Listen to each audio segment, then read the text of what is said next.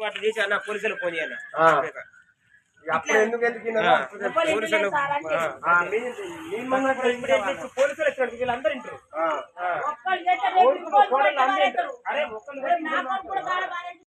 అన్నాక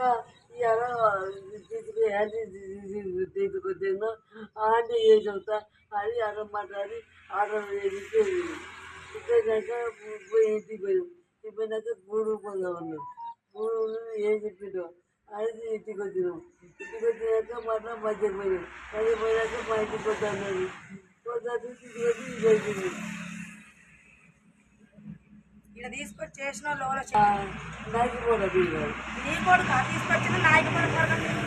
చిన్న కొడుకే ఇక్కడ భార్య అన్నది అంటే